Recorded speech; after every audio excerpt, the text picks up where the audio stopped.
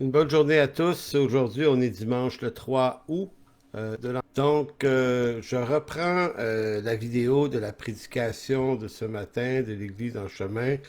On a eu quelques petits pépins techniques, comme ça nous arrive depuis quelque temps. Donc, on avance, on est dans les réglages, mais on s'excuse des fois de ne pas toujours y arriver. Donc, comme on a plusieurs membres de notre Église qui sont également en région, on a décidé de tout simplement la refaire. Donc, je la refais de chez moi en ce dimanche après-midi.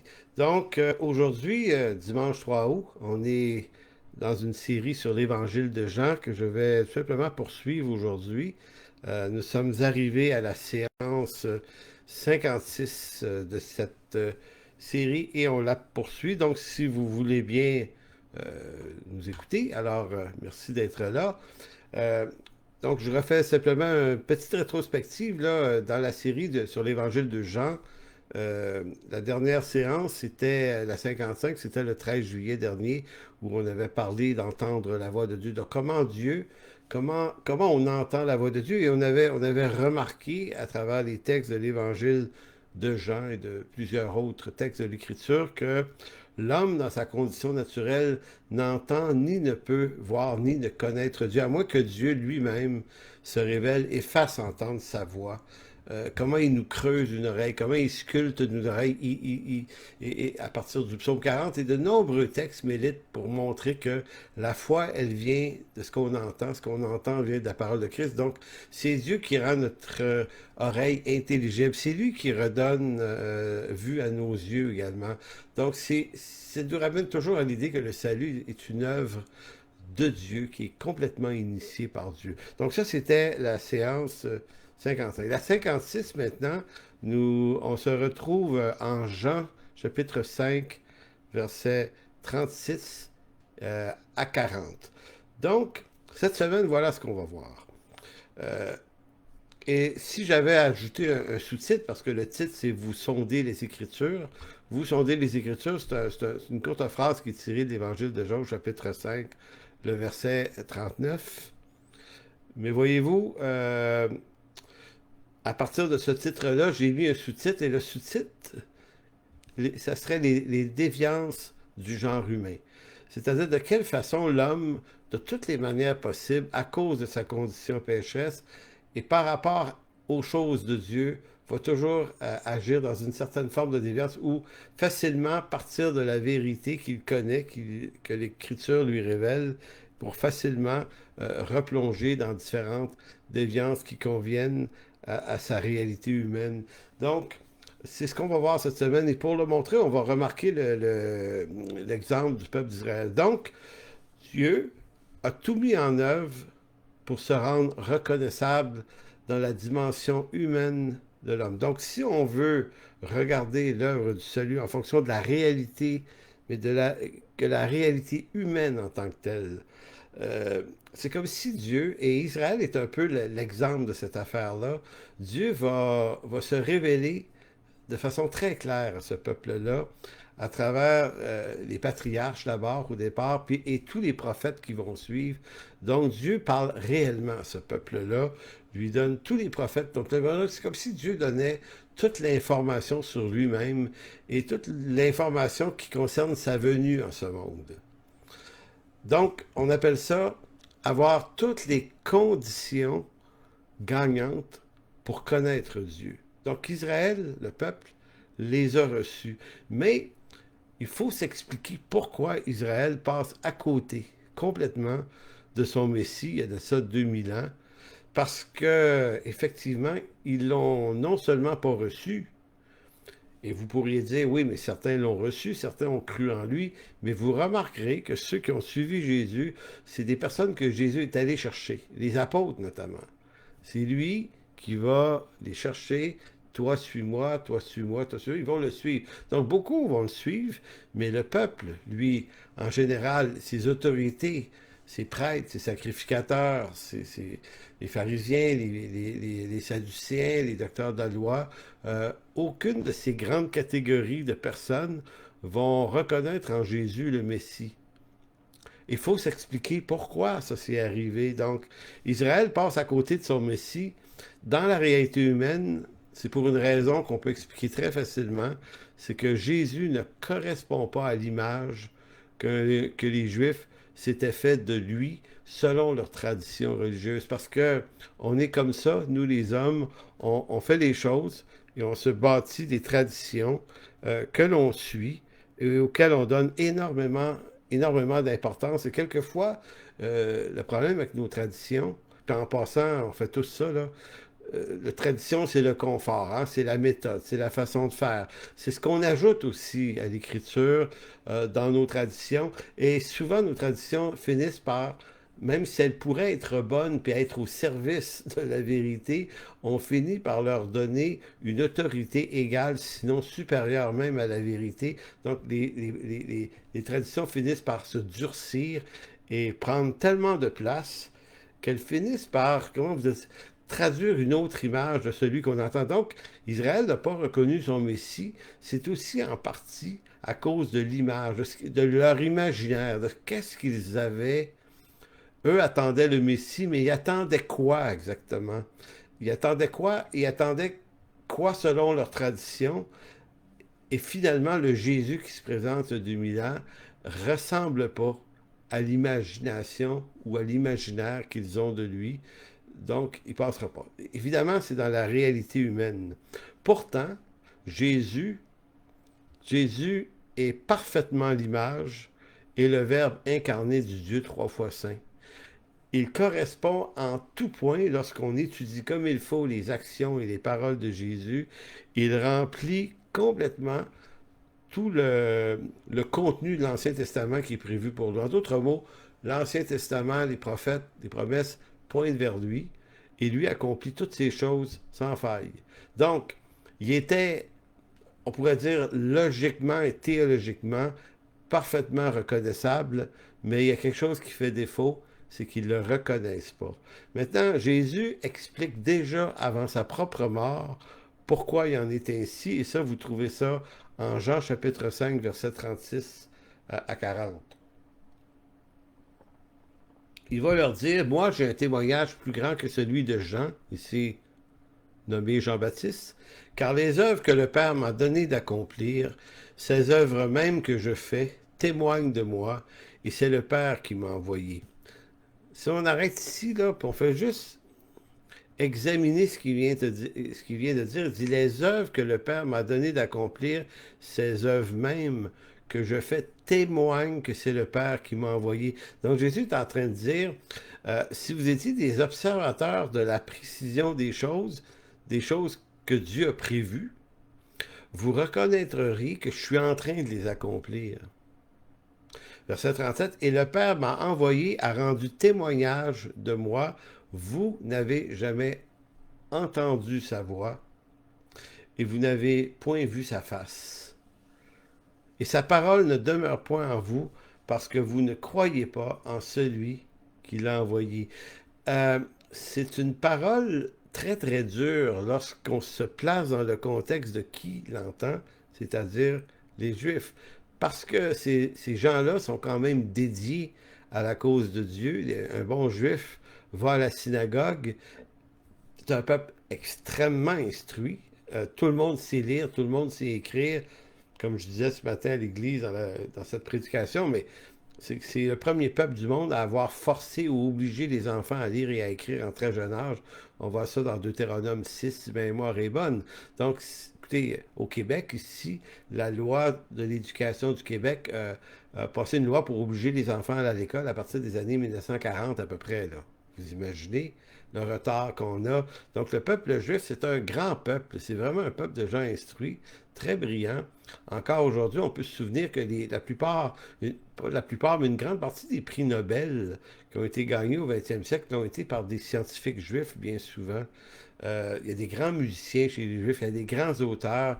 C'est un peuple extrêmement brillant. Ça relève peut-être d'une grâce de Dieu qui leur est accordée, mais ça relève aussi du fait que chez les Juifs, l'instruction, en très jeune âge, ça fait partie capitale de leur histoire et de leur héritage. Donc ici, là, Euh, c'est comme si Jésus disait, vous avez sondé, vous avez côtoyé cette parole, ici en référence à tout le champ prophétique de l'Ancien Testament, mais vous n'y avez pas cru, vous n'avez pas entendu, même si vous y avez mis énormément de temps. Et c'est là qu'il arrive avec la fameuse affirmation du verset 39. Vous sondez les Écritures parce que vous pensez avoir en elles la vie éternelle. Ce sont elles qui rendent témoignage de moi et vous ne voulez pas venir à moi pour avoir la vie. C'est quand même assez incroyable. Vous sondez les Écritures. Puis le verbe sonder ici en grec, c'est l'idée de faire un examen avec précaution. Ce n'est pas juste un regard rapide. Vous les sondez, les Écritures, parce que vous pensez avoir en elles la vie. Ce sont elles qui rendent témoignage de moi. C'est pas anodin, là. Les Écritures que vous sondez, puisqu'elles rendent témoignage de moi, elles devraient vous conduire vers moi. Ça devrait être un automatique. Mais vous ne voulez pas venir. Vous ne voulez pas venir à moi pour avoir la vie. Donc, ça nous explique beaucoup de choses, cette affaire-là. Évidemment, dans l'évangile de Jean, plus loin, ici on est au chapitre 5, chapitre 6, et Jésus va expliquer pourquoi ils ne peuvent pas venir à lui. Il va dire, parce que nul ne peut venir à moi à moins que le Père ne l'attire. Donc il y a à la fois cette affaire-là, ça on pourrait dire dans la dimension divine des choses, mais dans la dimension humaine de la chose, on se dit quand même, tous les textes pointent vers lui. Lui rencontre une à une les prophéties de la volonté prévue par le Père. Donc, il était quand même reconnaissable. On aurait pu le reconnaître, mais ils sont passés à côté de lui.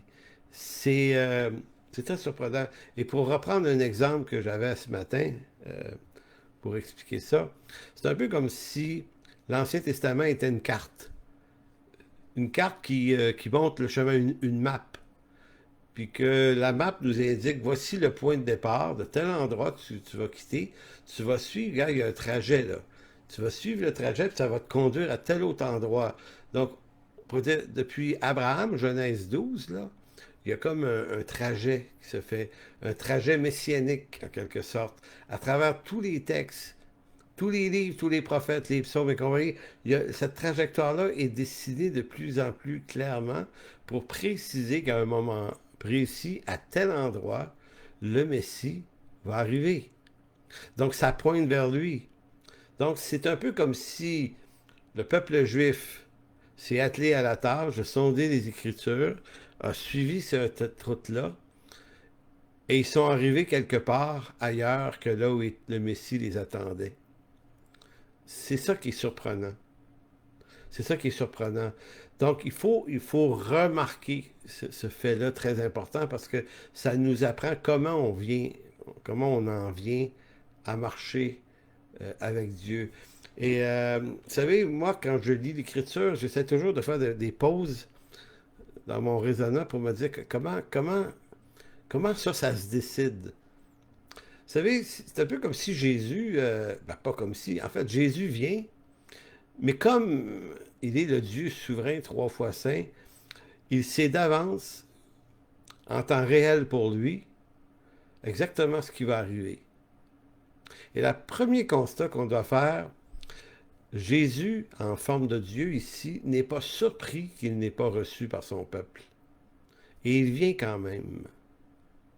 Ça signifie que Dieu ne pense pas comme nous on pense. Parce que moi, j'ai pour tendance de me dire que si vous m'envoyez dans un projet et que d'avance, je savais que ça allait échouer, j'irais pas. Peut-être je ne perdrais pas mon temps. Donc le Fils, Jésus aurait pu dire à son Père et au Saint-Esprit, dans un petit meeting trinitaire, en disant, écoutez, ça vaut-tu vraiment la peine qu'on aille là? Écoutez, ils vont me crucifier, ils vont rien comprendre.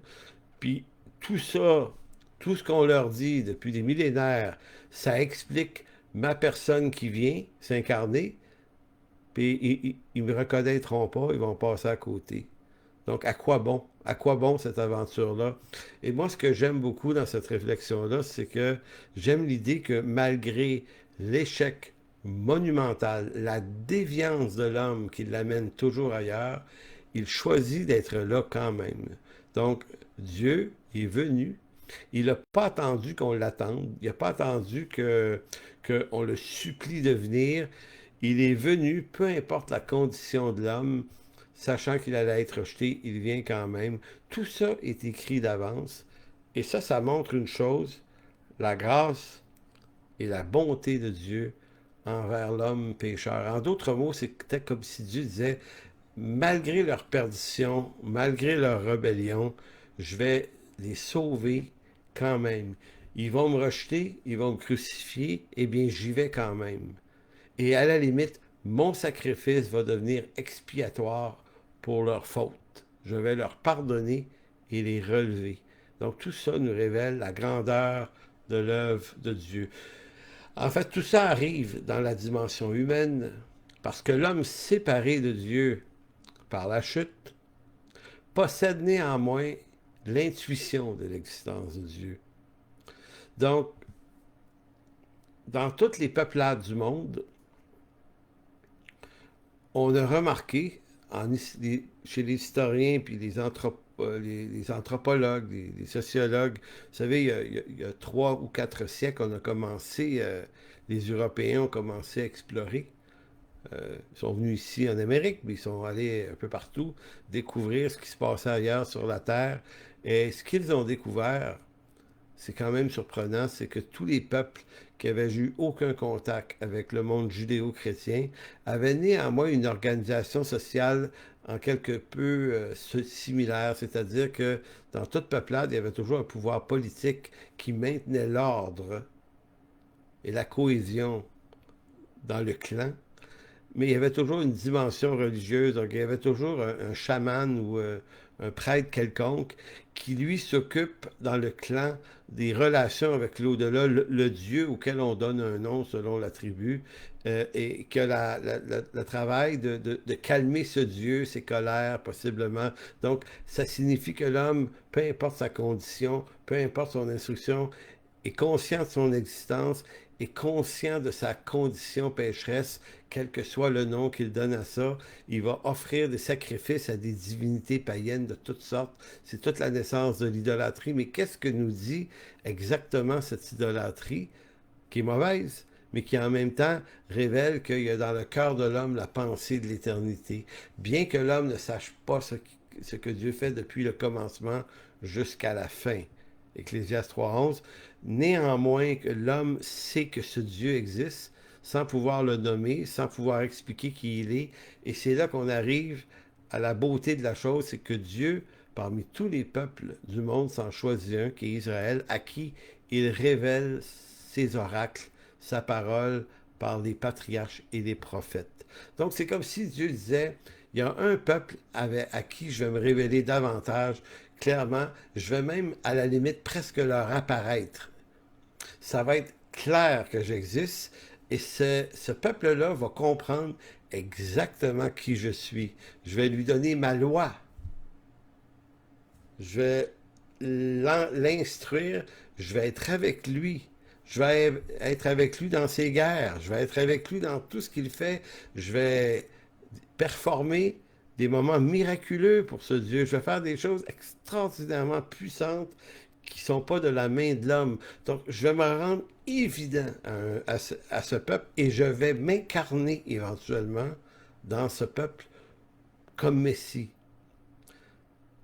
Mais voyez-vous, Israël est le peuple élu, terrestre, et ce peuple-là, qui reçoit toutes les conditions gagnantes, va dévier continuellement. Et je ne suis pas en train d'accuser les Juifs d'être plus déviants qu'un autre peuple.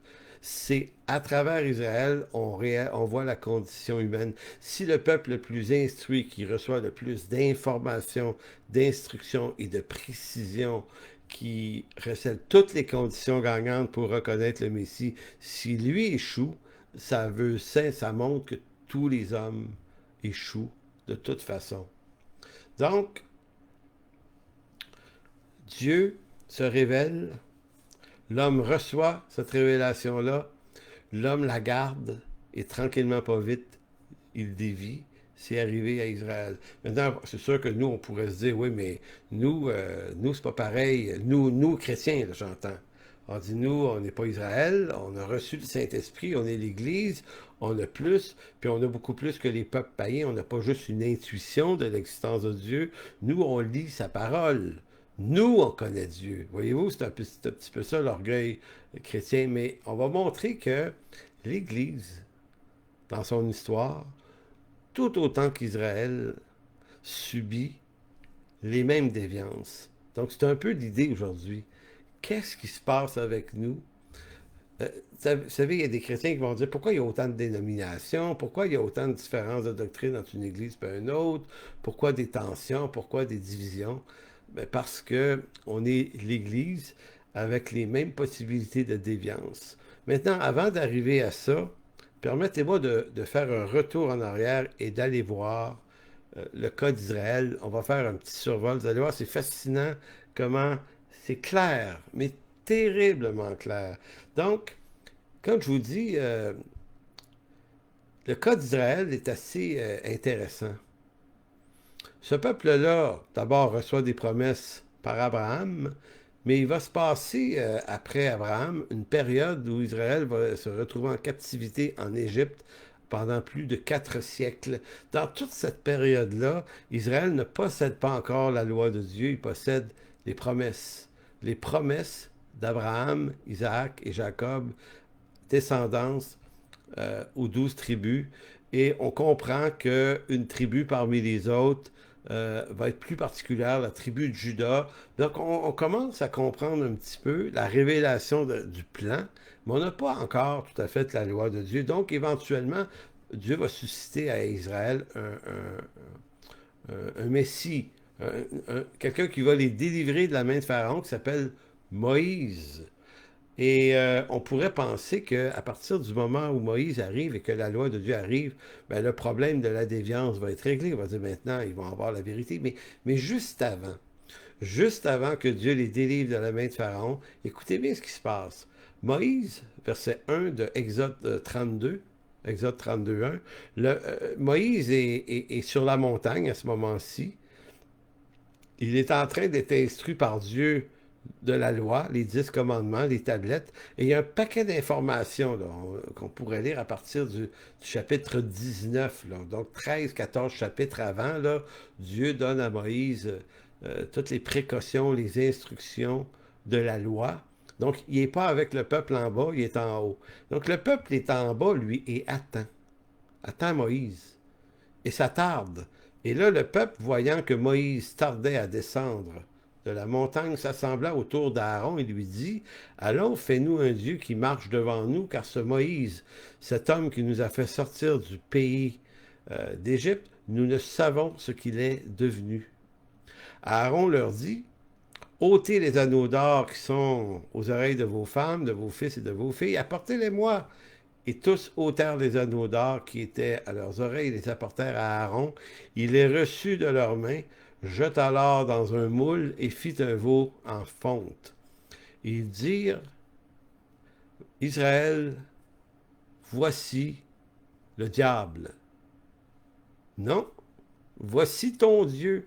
Remarquons cette affaire-là, parce qu'on dit, le veau d'or, c'est une terrible rébellion qui a amené un jugement sévère de la part de Dieu.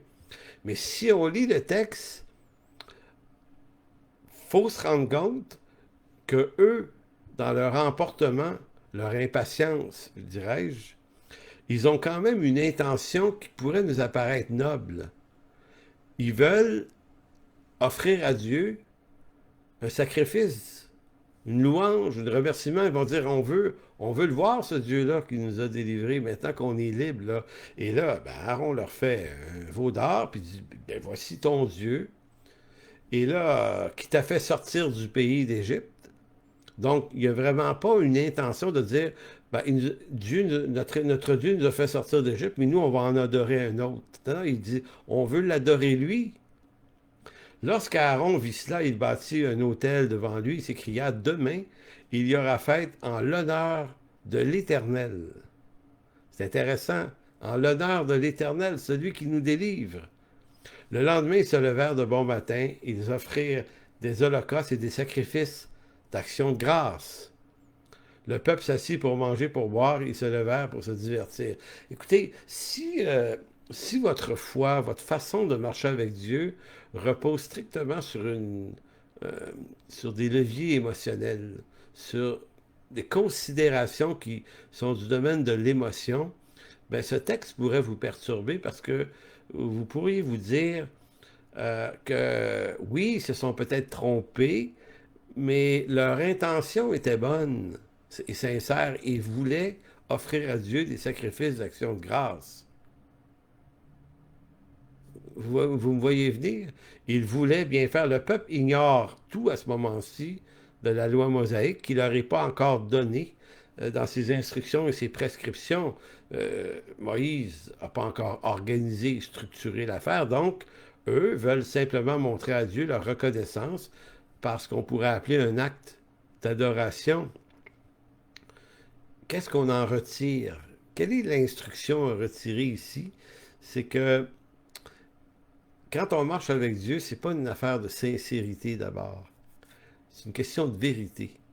Il faut comprendre que la sincérité de l'homme n'est pas un chemin d'exception qui lui permet de servir Dieu à sa manière. On ne sert pas Dieu comme on le pense. On ne l'adore pas comme on le pense. Donc la sincérité n'égale pas la vérité. Maintenant, je fais une petite parenthèse là-dessus pour être bien compris, parce que vous pourriez dire, ouais, mais la sincérité, c'est une belle valeur. En fait, l'apôtre Paul en parle de sincérité. Il va, notamment dans ses lettres pas apostoliques, mais les lettres à Timothée, les lettres pastorales, il va parler de la foi sincère, piété sincère. Donc, il y a une sincérité dans la vérité. Oui, oui, tout à fait. Mais en même temps, la sincérité, lorsqu'elle ne se soucie pas de la vérité, mais juste d'une bonne sincérité humaine, c'est vraiment d'aucune valeur. Et la sincérité est souvent une erreur. Et pour vous donner un exemple, que la sincérité et la vérité ont souvent font pas très bon ménage. Euh, il y a une quinzaine, peut-être une vingtaine d'années de ça, on s'en allait en Gaspésie, mon épouse et moi. Mes garçons étaient tout jeunes. Et puis, on était quelque part entre Lévis et Rivière-du-Loup. Quelque part entre les deux. Je me souviens pas exactement de l'endroit. Il faisait beau. On roulait. Et puis, tout à coup, petit café. Hein? Vous savez comment c'est quand on roule un petit café, Tim Hortons. On voit une affiche, Tim Hortons, prochaine sortie, on sort là. Et là, on s'intéresse davantage à trouver le Tim Hortons. Fait que, tourne à gauche, tourne à droite. Ici, passe, on se rend pas compte qu'on passe en dessous de l'autoroute par un viaduc, puis on se retrouve dans Tim Hortons dans un village euh, à 2-3 kilomètres de là. Donc, on prend nos cafés et nos trucs. Et là, on revient vers l'autoroute. À coup, on n'avait pas trop remarqué les routes parce qu'on était tellement. On regardait tellement le Tim Hortons, on n'avait pas de téléphone puis de GPS. Là. On était à l'œil. Tout ça pour dire que on va à l'autoroute, on voit une entrée, rentre sur l'autoroute, autoroute 20. Dans notre esprit, on est sur l'autoroute 20S. Et tout à coup, on roule. Je me souviens pas, peut-être 15-20 minutes. On se rend pas compte qu'on est de retour vers Québec et non pas vers la Gaspésie. Jusqu'à un moment donné où on voit une pancarte apparaître qui nous dit Québec, tant de kilomètres. Et là, on se regarde tout bêtement, mais on s'en va pas à bonne place. Puis il a fallu rouler encore un bout avant de trouver une sortie pour revenir. Maintenant, pourquoi cet exemple-là? C'est pour vous dire que nous, là, sincèrement, on s'en allait en Gaspésie. Mais on était sincèrement dans l'erreur. Ici, dans le cas du veau d'or, ils ont beau être sincères, pour avoir une bonne intention, puis vouloir vraiment offrir une louange, une action de grâce à Dieu, que c'est faux. C'est sincère, mais c'est une erreur. Pourquoi un veau? Pourquoi ont-ils fait un veau plutôt que d'autres choses? Ben, c'est qu'Israël a passé plus de 4 siècles esclave en Égypte et Il y avait un dieu là-bas qui s'appelle Apis, A-P-I-S, le dieu taureau égyptien qui était un symbole de force et de fertilité. Donc, ils avaient été exposés à quelque chose de cette nature-là. Il y avait également dans la région le dieu Baal cananéen, souvent représenté par un bœuf. Donc, ça fait partie on pourrait dire, de l'iconographie du temps et de la région. Donc, ils ont pris ce qu'ils pensaient être une représentation de Dieu. Encore là, rien de méchant dans tout ça, sinon de la sincérité, mais de l'erreur aussi. Maintenant, ça, on pourrait dire, OK, mais cette erreur-là est grave, mais elle se comprend, s'explique qu'ils n'ont pas reçu la loi. Donc, pas longtemps après, donc quand Moïse finit par revenir, il leur donne la loi. Et la loi de Moïse précise qui est Dieu et comment on le sert avec une précision qui est chirurgicale. Ça va jusqu'à une description de l'habit du prêtre sacrificateur, puis de la façon dont on va faire le lieu saint, de façon cubique, l'intérieur du lieu très saint, le lieu saint, le parvis, les clôtures, avec quel matériel on fait ça. Écoutez, là, on passe de rien du tout à de l'hyper-information. Hyper informé. Et là, on pourrait se dire, bon, voilà, maintenant, ils vont arrêter de dévier, parce que je vous ai dit, la déviance du genre humain, c'est un peu le titre aujourd'hui. Maintenant, la déviance va prendre fin par la loi. Or, il va se passer entre la période de Moïse euh,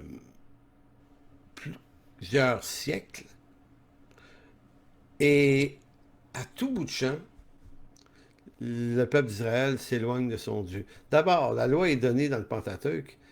Lorsque Moïse meurt, vous avez Josué qui apparaît dans le livre de Josué, qui est son remplaçant, qui va faire entrer le peuple d'Israël en terre de Canaan.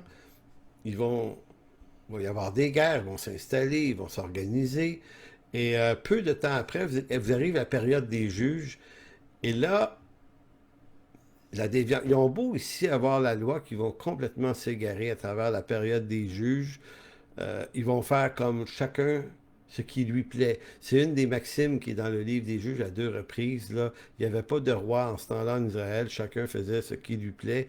Et ils vont retourner, ils vont redevenir comme les païens. Donc, c'est pas parce qu'on possède les choses, qu'on possède la vérité, qu'on marche dedans. Donc, l'homme est d'une facilité déconcertante à séduire et à le faire dévier.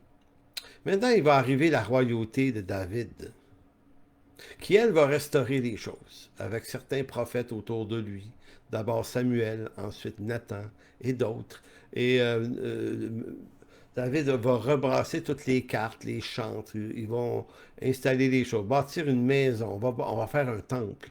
On va dire, OK, ça nous prend un temple pour honorer Dieu. Ça va être construit sous Salomon, cette affaire-là. Donc, on pourrait dire, OK, il nous manquait peut-être de l'organisation, de la structure des lieux, un bâtiment. Ça va nous aider à marcher avec Dieu beaucoup plus clairement. Je ne sais pas si vous remarquez à quel point Israël ressemble à l'Église à travers les 2000 dernières années, à quel point on est toujours entre réveil, restauration, réforme, on revient à la vérité, et peu de temps, ça se disloque tout ça. Donc, David, Salomon vont instituer une restauration des choses, des révélations de Dieu. Et tout à coup, qu'est-ce qui arrive après Salomon? Division dans le peuple. On retourne vers des attitudes païennes. Et là arrive un roi 18 où Israël est complètement confondu dans l'adoration des dieux Baal et Astarté. Et en un roi 18, Dieu appelle un prophète, Élie. Le prophète Élie. Fantastique histoire que l'histoire de cet homme-là. Vous savez, cette affaire-là relève d'un moment donné où tout le peuple est complètement séduit. Puis il faut toujours comprendre les déviations comme étant jamais, comment je vous dirais ça, une séduction, ça n'arrive pas une heure après l'autre. C'est tranquillement. On ajoute des petites choses. Il y a la loi de Dieu, les prescriptions, mais là, tout à coup, on néglige les petites choses. C'est petit, toujours des petites affaires. Et on ajoute une petite tradition. Puis là, on ouvre une porte vers quelque chose. pas tout à fait juste. Mais on se dit, ah, mais c'est pas grave, Dieu comprend. Puis là, et là, il se passe des décennies, puis il se passe des siècles. Puis éventuellement, on n'est plus du tout dans la cible. Là, on est en train d'adorer des Baals et des Astartés, des déesses de fertilité, de tout. Et là, Élie arrive, appelé par Dieu, pour faire une autre restauration. Et là, si vous vous souvenez de l'histoire, je ne vais pas la lire au complet, mais Élie appelle les 850 prophètes, faux prophètes, mais les prophètes de Baal et d'Astarté. Il les convoque, puis il convoque le peuple, puis il leur dit à tous, OK, voici ce qu'on va faire. Vous, les Baal, les Astarté, vous allez vous faire des autels. Et moi, je vais faire aussi un autel à l'Éternel. Et pour savoir qui est le vrai Dieu, on va demander à ce Dieu-là de se manifester en faisant lui-même tomber du ciel un feu sur l'autel. Donc, nous, on n'a pas le droit de l'allumer nous-mêmes. Il faut l'invoquer pour que lui le fasse. Donc, OK. Fait que les Baals et Astarté font leur autel. Ils se mettent à hurler, danser, prier, faire tout ce qui est possible pour que l'autel s'enflamme et rien n'arrive. Rien, rien, rien, rien n'arrive. Maintenant, certains vont dire, ouais, c'est parce que l'Éternel a empêché Baal et Astarté d'agir. Non, non, pas du tout. La réalité, c'est que Baal et Astarté n'existent pas.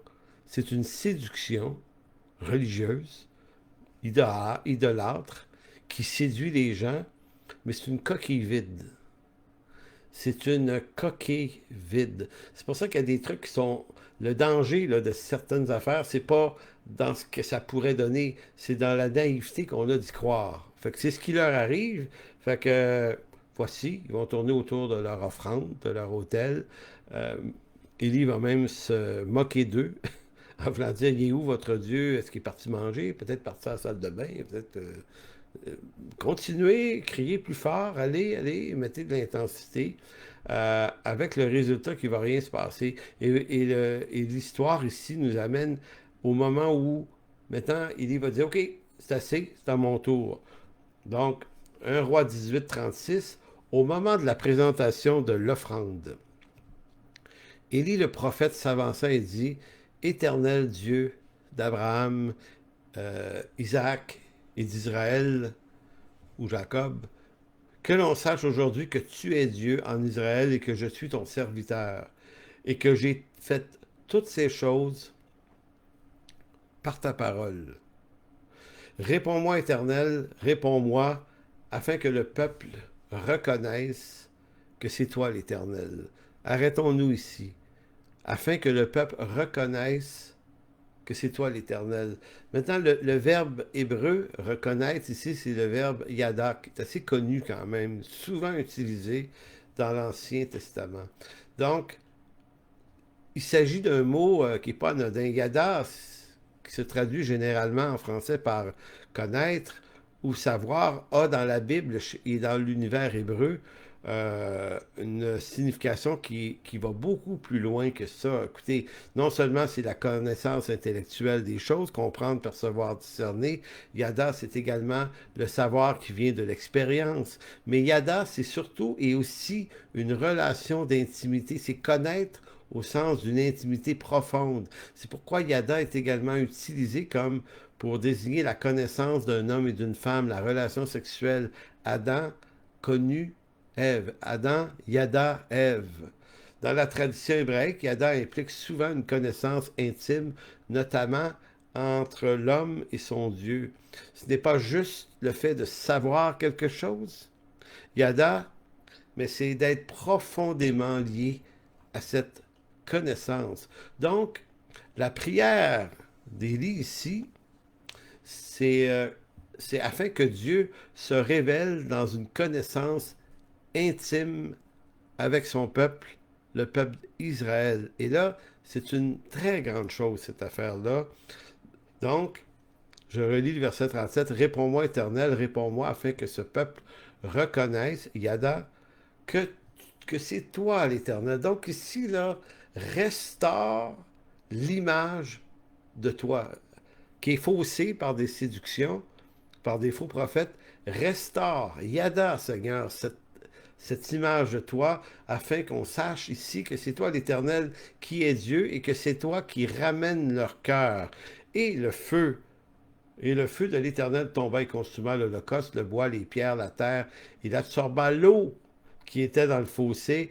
Quand tout le peuple vit cela, ils tombèrent sur leur visage et dirent, c'est l'Éternel qui est Dieu, c'est l'Éternel qui est Dieu. Donc, devant quoi on se trouve ici, là?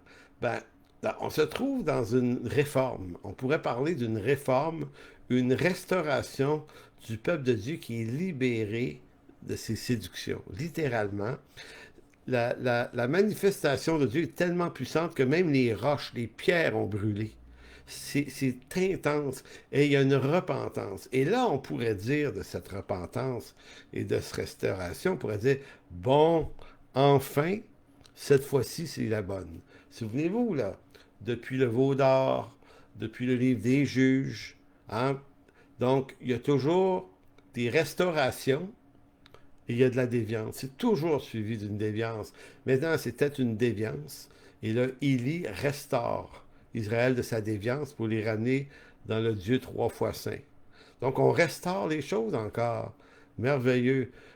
Bon, est-ce que c'est la bonne foi, cette fois-ci?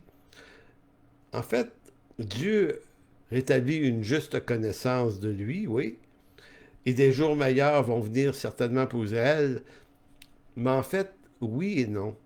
Ça va être pour très peu de temps. Parce que pas très longtemps après, arrive un autre prophète, une autre période, celle de Jérémie, le prophète. Qu'est-ce qui va se passer sous Jérémie? Ben, Jérémie va leur annoncer qu'ils seront bientôt déportés en Babylonie. Et ça va être un châtiment qui va durer 70 ans. Et les raisons sont les mêmes. Israël a encore dévié et retourné aux idolâtries d'antan. En d'autres mots, c'est ce que je veux essayer de montrer aujourd'hui. Le cœur de l'homme est déviant continuellement. C'est ce qu'il va faire dire au prophète Jérémie, au chapitre 17, verset 9, un verset bien connu de tous. Le cœur est tortueux, par-dessus tout, il est méchant, qui peut le connaître? Et Jérémie tombe pile dessus. Le problème de l'homme, c'est qu'il est pécheur. T'as beau à l'exposer à la vérité, t'as beau l'exposer à des réveils, à des réformes, que tôt ou tard, ça va redévier encore. C'est comme ça qu'on est. Et si on ne sait pas qu'on est comme ça, ben on est sujet à dévier encore plus. Parce que nos cœurs nous emportent toujours ailleurs que dans la vérité. Même instruit des oracles de l'Éternel à temps plein, là, le peuple d'Israël va être tortueux et méchant. À travers Israël, c'est de notre propre méchanceté dont il est question. Donc, qui peut le connaître? La version sommaire va traduire le même texte de la façon suivante. Le cœur est tortueux plus que toute autre chose. En d'autres mots, il y a plein de choses tortueuses, là, mais le cœur de l'homme est encore plus tortueux que toute autre chose. Il est incurable. Qui pourrait le connaître? Donc, la traduction sommaire traduit le mot méchant, parce que la version seconde, il est tortueux et il est méchant, mais la sommaire, elle traduit, il est tortueux et incurable. Incurable serait une meilleure traduction. Le cœur de l'homme est incurable. Incurable, ça veut dire qu'il n'y a pas de cure possible. Il n'y a pas de cure possible. Écoutez, c'est une des raisons qui fait que je suis toujours un peu euh, saisi quand je vois des chrétiens qui n'ont rien d'autre à faire que de traiter les politiciens des corrompus. En d'autres mots, comme si les corrompus, c'était toujours l'autre. Comme si soi-même, nous, on est des bons chrétiens, nous autres, on est vraiment... Nous autres, on est éclairés. Donc, de notre éclairage, on peut traiter de corrompus tout le monde. Mais tout ça, voir la corruption chez les autres, ça ne demande pas une grande lumière, parce que c'est évident. Ce qui est le problème, c'est pas de voir la corruption des autres. Le vrai problème, c'est de ne plus apercevoir sa propre corruption.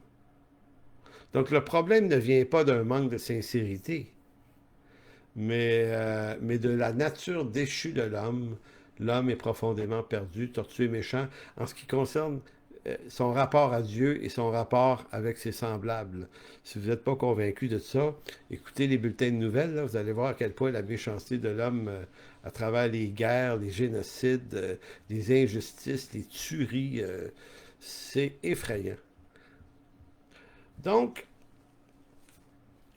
allons maintenant pour revenir vers le texte du jour qui est Jean chapitre 5, verset 39. Vous savez, le peuple est déporté à Babylone, comme Jérémie l'avait prévu. Ils vont revenir après. Et là, il va y avoir une autre restauration dans la période d'Esdras, Néhémie, Esther, en fait pas Esther, mais Esdras,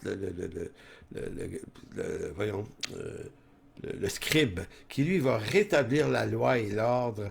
Et là, le peuple va se dire, oui, oui, maintenant on va obéir, on a compris la leçon, Dieu nous a châtiés, il nous ramène à Jérusalem, on rebâtit la ville, on rebâtit le temple, oui, oui, oui, let's go, on se repart. Mais voyez-vous, il va se passer 4 siècles et 4 siècles plus tard, qu'est-ce qui arrive? Eh bien, le Messie prévu, qui s'appelle Jésus, arrive. Et c'est ça qui est beau de voir, c'est que Dieu n'est pas revenu parce que son peuple était fidèle. Dieu est revenu parce que lui est fidèle à sa parole. Donc, Dieu fait exactement ce qu'il avait dit qu'il allait faire, exactement dans le temps qu'il avait dit qu'il allait le faire. Et ça, moi, ça m'assure, parce que il faut que l'œuvre de Dieu, il faut que la fidélité de Dieu soit plus forte que notre infidélité, que notre faiblesse à nous. Donc ici, on arrive au moment où Jésus est en train de parler ici à Jérusalem aux Juifs. Et là, on revient au texte, verset 39, Jean 5. Vous sondez les Écritures parce que vous pensez avoir en elles la vie éternelle. Ce sont elles qui rendent témoignage de moi et vous ne voulez pas venir à moi pour avoir la vie. Donc, tout le narratif de l'Ancien Testament ici, vient montrer que l'homme est incapable de plaire à Dieu, même quand il se veut aussi sincère, dévoué, fidèle qu'il le pense. Même quand on le place dans les conditions gagnantes, l'histoire d'Israël est une histoire de réveil, de restauration, de réforme, mais de déviance continuelle.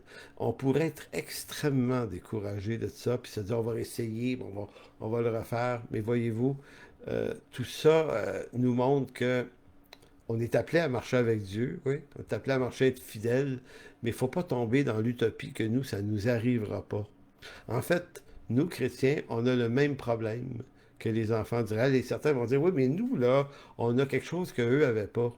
La naissance de l'Esprit qui nous conduit dans toute la vérité. Eux, l'Esprit était sur certains, mais pas sur tout le peuple, alors que nous, on est... Mais écoutez, les lettres de Paul sont la preuve que c'est pas si simple que ça, parce que dès la première génération après la crucifixion et la résurrection de Jésus-Christ, les apôtres vont dès lors commencer par des lettres à corriger les déviances. Lisez la lettre aux Corinthiens, lisez la lettre aux Galates, lisez la lettre aux Hébreux, qui parlent à des croyants nés de nouveau, et déjà les déviances apparaissent, et on va remarquer que l'histoire de l'Église, ben, c'est toujours la même histoire. C'est l'histoire d'hommes, de docteurs qui, appelés par Dieu, vont restaurer la vérité, vont ramener la vérité, et suivi d'une période de déviance où les chrétiens, qu'est-ce qu'ils font? Ben, ils ajoutent foi à des traditions, puis ils ajoutent de ceci, puis ils ajoutent de cela. Puis on a vu ça chez les catholiques, hein? Les églises sont devenues sacrées. L'Église a cessé d'être juste le peuple et c'est devenu des bâtiments. Puis vous pourriez parler des statues, puis des adorations aux morts, puis des cultes des saints. Puis là plus les siècles passent, plus il y a des couches de tradition. Maintenant, on va dire, oui, mais ça, c'est les catholiques. Nous, on n'est pas pareil. Nous, on est les chrétiens évangéliques. Oui, mais on a aussi nos traditions, puis on a aussi nos déviances. Le problème, c'est qu'on ne les connaît pas. On les remarque moins, parce que c'est tout le problème des déviances. On reconnaît les déviances des autres beaucoup plus que nos propres déviances. C'est là tout le problème de nos propres cœurs. Donc, Le christianisme s'invente continuellement, lui aussi, des traditions, des couloirs qui lui donnent le droit, selon certains, de ne pas trop se soucier des précisions de la parole sous prétexte que Dieu connaît la sincérité de nos cœurs. Or, le Dieu de la sincérité n'existe pas. Il n'existe que le Dieu de la vérité. Pourquoi je dis que, si on voulait dire, chaque génération a ses déviances, autant pour les Juifs, les Hébreux de l'Ancien Testament, que pour l'Église, si on pouvait parler, d'écrire une de nos déviances à nous, là, je vais vous en nommer une, puis ça va probablement choquer des gens qui vont écouter ce message, parce que vous allez dire non, non, non, c'est pas une déviance. Eh bien, une des grandes déviances de notre temps, c'est notre rapport à la louange, les chants. Comme les Juifs du temps de Jésus, nous aussi on dévie de la cible régulièrement parce qu'on ne prend point garde à tout ce qu'on ajoute à l'Écriture et tout ce qu'on installe comme nouvelle tradition que souvent l'Écriture ne soutient pas, mais qu'on considère comme une bonne idée parce qu'on se dit, ça va de soi, la louange est une bonne idée. Est-ce que, et c'est pour ça que c'est délicat pour moi d'en parler, parce que qui pourrait dire que la louange n'est pas une bonne idée? Évidemment, je ne suis pas en train de dire que la louange est une mauvaise idée, c'est une excellente idée. Mais de la façon dont on comprend la louange, on ne la comprend pas comme l'Écriture l'a dit. Donc, aujourd'hui, et depuis quelques années déjà, vous remarquerez que la louange occupe une place plus importante que l'instruction de l'Écriture dans de nombreuses églises. Pourquoi ça prend plus de place? Et c'est la déviance qui le montre, mais d'abord, parce que c'est plus simple chanter que s'instruire, c'est plus amusant, c'est plus édifiant en apparence, naturellement, humainement, c'est plus simple, plus édifiant de chanter que de se casser la tête à s'instruire et essayer de comprendre. Mais c'est aussi parce que on a accolé à la louange des faits divins que l'Écriture contredit ou que l'Écriture ne soutient pas, mais on a choisi de croire que la louange faisait ces choses. Maintenant, avant de lire les problèmes, laissez-moi vous définir ce qu'est la louange. D'où vient la louange chez un croyant? Elle vient de la grâce. Il n'y a pas d'autre source, racine à la louange d'un homme ou d'une femme que l'œuvre de la grâce. Et qu'est-ce que la louange? Dans l'Écriture, la louange n'est pas un chant. Elle est une attitude de cœur. Elle est l'attitude du cœur de celui ou de celle qui, saisi par la grâce, veut être reconnaissant envers Dieu. Alors jusque-là, vous allez me dire, ben oui, mais c'est ça qu'on veut. Oui, mais dans l'Écriture, pour comprendre la richesse de la grâce qui nous sauve et qui nourrit notre louange, et entendez bien qu'il est une attitude de cœur et non un chant, il faut l'instruction de l'Écriture en premier.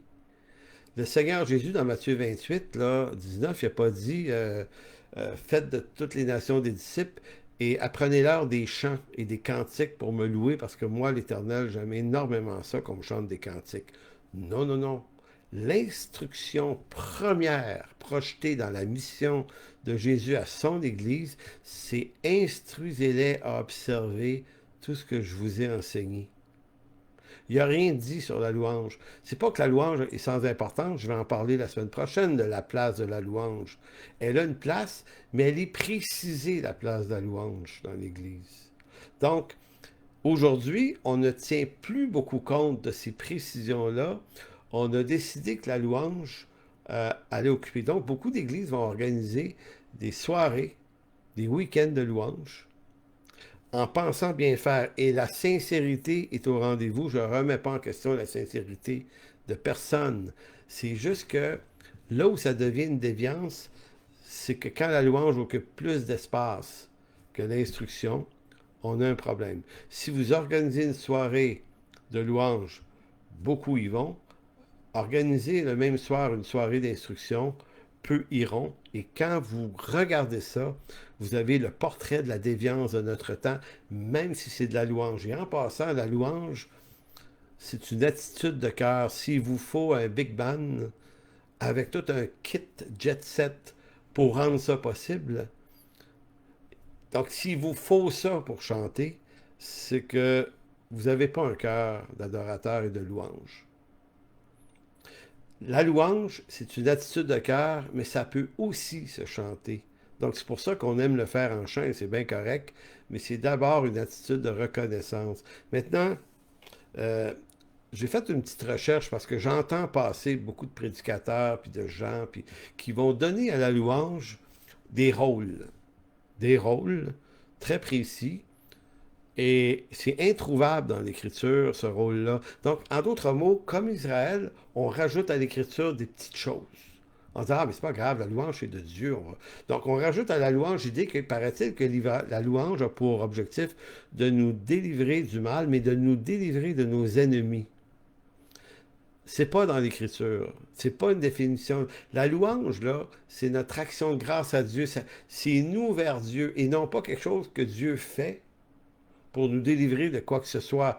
Ça ne signifie pas qu'il ne peut pas y avoir une délivrance imprévisible que Dieu amène chez quelqu'un dans un temps de louange. Il peut se passer des choses, mais ce n'est pas le but.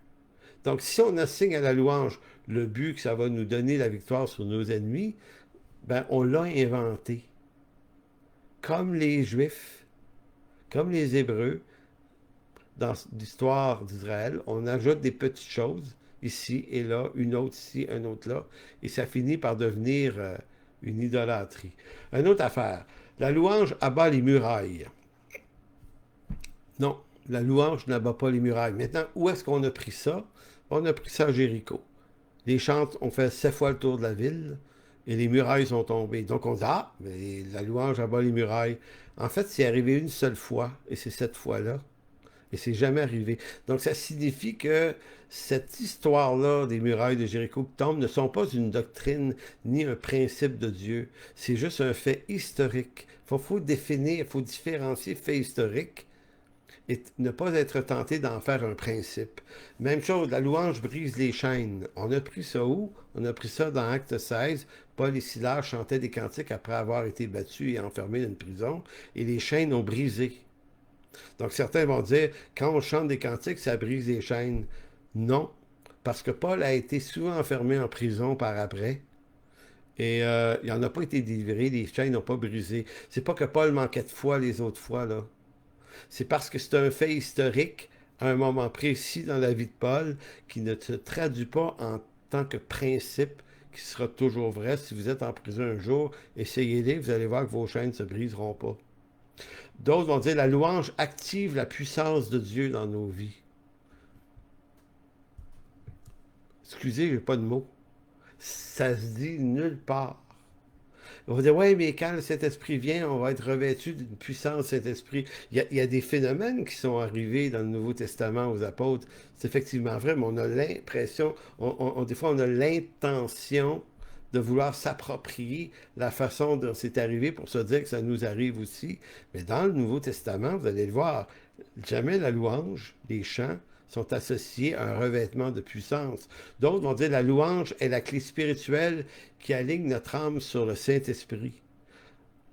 Donc ici, ce n'est pas la parole, ce n'est pas la vérité, c'est la louange. Introuvable dans l'Écriture. D'autres vont dire, pendant la louange, le Seigneur nous révèle, ou se révèle à nous, il nous guide et nous parle. Non plus. On pourrait dire que si vous comprenez la louange, vous devriez comprendre que c'est Dieu qui se repose en écoutant notre action de grâce. C'est nous qui lui parlons. C'est nous qui le remercions. Mais nous, on est tellement freudiens, égocentriques, on veut que ça nous serve à quelque chose. Parle-moi, délivre-moi, guide-moi à travers... Non, la louange, dans le Nouveau Testament, ne sert jamais à ça. D'autres vont dire la louange déclenche une puissance qui active la gloire de Dieu dans nos vies. Non plus. Nulle part dans l'Écriture. Oui, la gloire s'est déclenchée à des endroits, mais ça n'avait pas nécessairement rapport à la louange. La louange en esprit, en langue, ouvre la porte aux manifestations du surnaturel de la gloire de Dieu. La louange ne sert pas à faire arriver des phénomènes surnaturels. Je ne sais pas où est-ce qu'on a pris ça. En fait, c'est une invention. La louange nous fait entrer dans la présence de Dieu. C'est faux. L'Église, sans même avoir chanté un seul cantique, est déjà parfaitement rempli de la présence de Dieu parce que Dieu habite au milieu de son peuple déjà. La louange ne l'attire pas tout à coup. C'est une pure invention. La louange nous amène à l'adoration. Ben, pour dire ça, il ne faut pas comprendre la signification du mot grec et hébreu, du mot adoration. Adoration ne veut pas dire, parce que pour certains, on chante, on entre dans la louange, puis si on persévère plus longtemps, on atteint l'adoration. L'adoration serait la suprême, la suprême présence de Dieu. Ça n'existe pas non plus dans le Nouveau Testament. Adorer ne veut pas dire chanter. Adorer veut dire se rencontrer avec Dieu. Dans l'Ancien Testament, adorer, lorsque le peuple était convié à adorer Dieu, c'est-à-dire qu'il était convié à la tente d'assignation ou au temple. C'était un moment où on rencontre Dieu, soit pour entendre la parole, soit pour chanter des cantiques. C'est le mode d'opération, l'adoration. Dans le Nouveau Testament, c'est la même chose. L'adoration aussi, Ancien et Nouveau Testament, est relié dans les mots grecs et hébreux à l'idée d'être saisi de crainte aussi. Prosterné contre terre. Donc, on n'est pas dans la même affaire. Maintenant, tout ce que je viens de dire, toutes ces choses n'appartiennent pas à l'Écriture ni à la révélation du Nouveau Testament. C'est des choses qu'on s'est inventées à travers le temps pour des raisons qui sont les mêmes raisons que les Hébreux ou que les autres générations de l'Église, c'est-à-dire on ajoute de la tradition. On ajoute de la tradition et on se croit sincère parce qu'on se dit, ben, c'est bon, mais nous, on a bon cœur. Dieu comprend mon cœur. Dieu, écoutez, il faut arrêter de réfléchir comme ça, là. Dieu regarde à sa parole. C'est ça qui est important. Donc, en conclusion de quoi, l'application du message aujourd'hui, ça se veut pas comme dire, ben, ça veut dire que c'est bien compliqué, il faudrait tout être des théologiens, marcher avec Dieu. Non, non, non, on n'est pas tous appelés à être des docteurs, mais on est appelés à avoir juste de la rigueur. Et c'est pas parce qu'une chose nous apparaît bonne et sincère qu'elle est nécessairement la façon de servir Dieu. Donc, il faut réapprendre à regarder simplement les choses de l'Écriture. Vous savez, à l'époque de Jésus, les pharisiens, les sadducéens, les docteurs de la loi, les juifs et les zélotes, toutes les catégories de personnes n'ont pas reconnu leur Messie. Pourtant, on pourrait dire, ouais, mais les docteurs de la loi, c'est des spécialistes, ça n'aurait pas dû passer à côté. En fait, humainement parlant, on est facile à être gagné, à dévier, même dans l'orthodoxie, là. On peut devenir hyper orthodoxe, hyper juste dans notre théorie, dans notre théologie, que ça ne signifie pas qu'on est nécessairement libre. Donc, nous sommes potentiellement tous des déviants spirituels. Maintenant, je pense que l'appel dans tout ça, c'est d'apprendre à rester humble devant Dieu, et être capable de relever le défi, de remettre en question ce qu'on croit juste, ce qu'on croit de Dieu, sans faire une chasse aux sorcières, là. Juste continuellement, l'esprit des réformateurs, c'était l'idée qu'on fait une réforme une fois, mais on doit être continuellement, comme croyant, en train de toujours être dans l'observation d'une réforme, de remarquer des choses, puis de se dire, OK, telle chose qu'on fait là, en Église, probablement qu'on est en train d'embarquer dans quelque chose que l'Écriture ne défend pas, d'apprendre à avoir cette autodiscipline en tant que corps de Christ pour se garder autant que possible dans la vérité biblique. Même si on sait qu'on va se faire avoir de temps en temps, mais quand on va se faire avoir, on va se relever, puis on va continuer à marcher avec le Seigneur. Donc, j'aimerais m'interrompre là-dessus en vous remerciant. C'était la reprise de cette prédication de l'Église en chemin en ce 3 août 2025. Que Dieu vous bénisse, tout le monde. Au revoir.